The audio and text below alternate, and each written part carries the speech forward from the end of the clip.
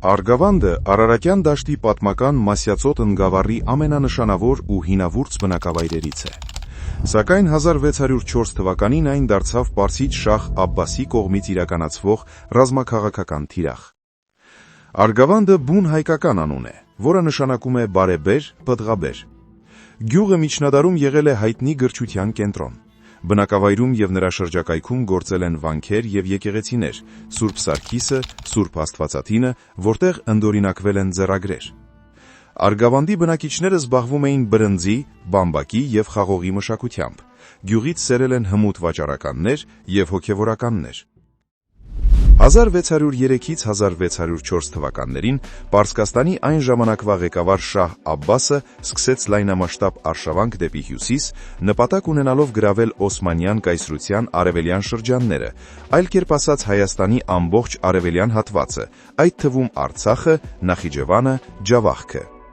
1604 թվականի արշավանքի հետևանքով մոտ 600 000 հայեր բռնի տեղահանվեցին, որոնց գրեթե կեսը մահացավ գաղթի ճանապարհին։ Արգավանդը շահ Աբբասի այրված հողի մարտավարության գլխավոր թիրախներից էր, քանի որ այն Երևանի բերդի հացի ամբարն էր։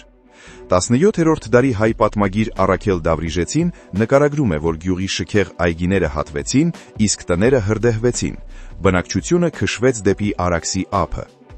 Այսպիսով Պարսկաստանի և Օսմանյան Թուրքիայի պատերազմը հանգեցրեց հայկական բնակչության զանգվածային տեղահանության և հայրենազրկման։ Քանի որ արգավանդցիները հմուտ այգեգործներ ու արհեստավորներ էին, շահ Աբբասը հատուկ հրամայեց նրանց հասցնել Սպահան նոր ջուղայի շինարարությանը մասնակցելու համար։ Հայերն այնտեղ պահպանեցին իրենց ավանդույթները և արարատյան բարբառի տարրերը։ Հայաթափումից հետո Արգավանդի տարածքում հաստատվեցին թյուրքական ցեղեր։ Գյուղը կոչվեց Ջաֆարաբադ, հետագայում այդտեղ հաստատված խաներից մեկի անունով։ 19-րդ դարում 1828-ից 1830 թվականներին ռուս-պարսկական պատերազմներից հետո տեղահանված հայերի ժառանգները վերադարձան հայրենի Արգավանդ։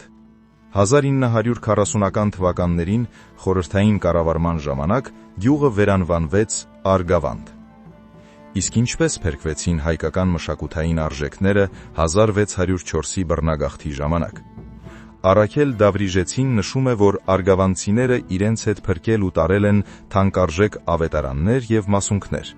Նրանք չէին վերցնում տան կահ-կարասին, այլ փաթաթում տանում էին եկեղեցական սրբությունները և ձեռագրերը։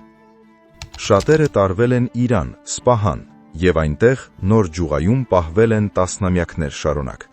Այսօր Երևանի Մեսրոպ Մաշտոցի անվան մատենադարանում պահվում են մի քանի ձեռագրեր, որոնք ընդօրինակվել են հենց Արգավանդում կամ նվիրվել են տեղի եկեղեցիներին։ Ձեռագրերը աչքի են ընկնում իրենց մանրանկարչությամբ, զարդանախշերում հաճախ հանդիպում են բուսական մոտիվներ, խաղողի վազեր և նռնենիներ, ինչը ուղղակիորեն արտացոլում էր Արարատյան դաշտի բնությունը։ Պահպանվել են մի քանի ավետարաններ, մաշտոցներ և ճաշոցներ։ Սրանք ծիսական գրքեր են, որոնք օգտագործվել են Արգավանդի եկեղեցական արարողությունների ժամանակ։ Դրանցից մեկը թվագրվում է 15-րդ դարի վերջ, ինչը ապացուցում է, որ գյուղը մշակութային կենտրոն է եղել դեռևս շահ Աբբասից շատ առաջ։ Արգավանդի ձեռագրերը իրապես համարվում են գյուղի պատմական անձնագիրը։